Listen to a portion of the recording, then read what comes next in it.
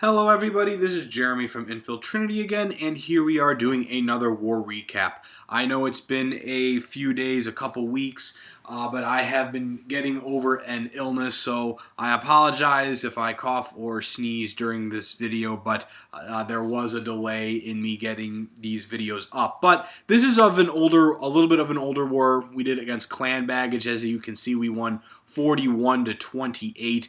And in a 15 versus 15 war, you could see that other clan didn't really do a whole lot on us. They used 22 out of 30 attacks. We used 27 out of 30. Now, it should be noted that we had this H4T, whatever that is. He left prior to the war starting, like almost immediately after the war was declared. This guy left, so boo on you, sir. Clanless now, as he should be. The other guy, Broad 60. He left in the war following this one. He just wasn't working out for us, but not a story for this war. This war was decided, so he got a pass on not using this attack. Broad 60 was not booted for not using both attacks, but other than those two guys, we used every attack for our win and the other clan. Since the war left, their 12 is no longer in their clan max, but when this war ended and shortly thereafter, he was still part of the clan. Not sure if they just booted him or he left. He didn't use his attacks in this war, but neither did their 11, and he is still in the clan. So as you can see, they are from Western Sahara. First time I've seen that. They had 72 war wins. Doesn't look like they came from this bunch. Yeah, they had some guys who 3-starred, but they attacked players a lot lower than they should have. So they are a closed clan. Looks like they have some of their players know what they're doing. But anywho, I wanted to highlight some attacks for us. One is by our leader Nexus on Lobo. He does use a HoundLoon attack here. As you can see, he just uses the level 6 balloons from his clan castle to lure those clan castle troops out. This is how you want to do it.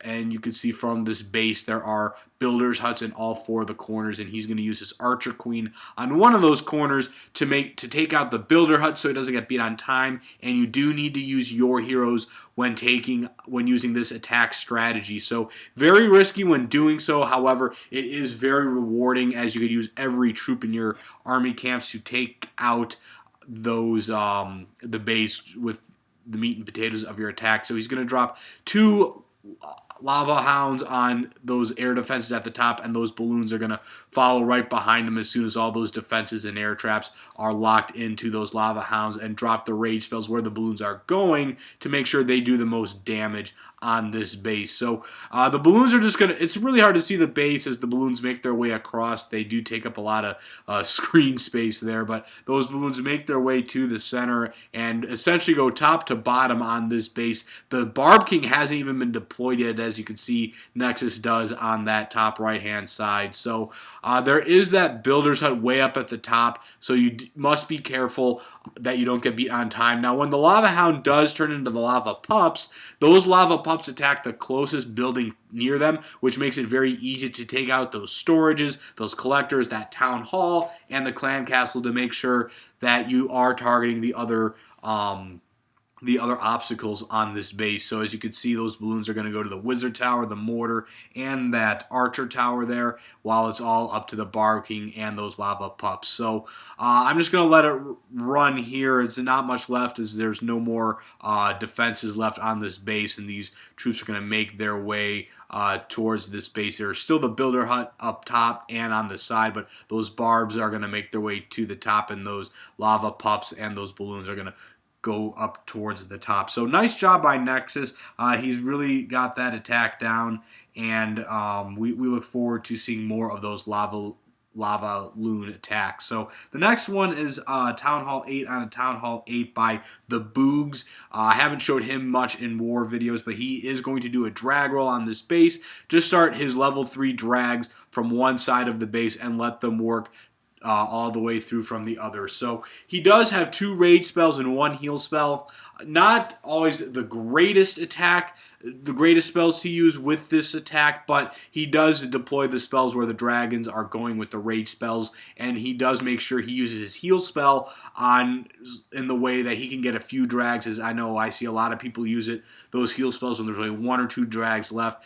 It is too late from that point on, and he does have the level 6 balloons in his clan castle, but he waits till everything is targeting those dragons, so the balloons in their relatively low health can stay alive to wreak havoc on this base, as those dragons have very high hit points. So I'm just going to let it run here. Not a whole lot left on this base, so there is that 1 air defense that may give him trouble at the end.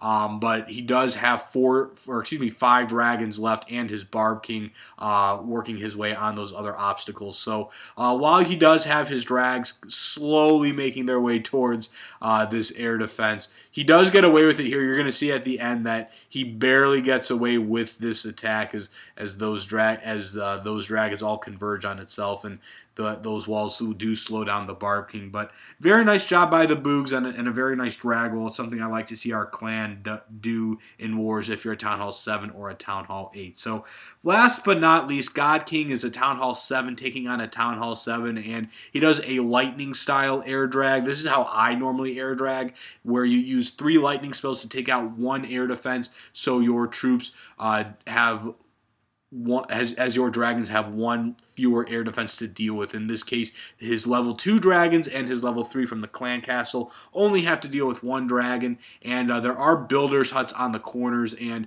the army camps in that dark collector, dark elixir drill distract the dragon. So it is hard as they move away around this base. He doesn't do a good job dropping the dragons away from the air defense. God King, you do need to drop your dragons towards that air defense on the top to make sure that they aren't distracted by the town hall, the collectors, and anything else that might be in its path. You get away with it here, being as if there's only 1 air defense, but level 2 drags aren't as good as level 3, but his drags split up there to take out the builders' huts in both corners and that last army camp to make sure he's not beat on time. So very nice attack by God King, but we do have a little bit of work to do. But overall, very nice job by our guys. 41 out of a possible 45 stars. As you can see, the stars we missed was 1 on top. And a couple towards the middle that we just could not take down. But either way, very nice job by everybody at Infiltrinity, and hope everybody enjoyed this video.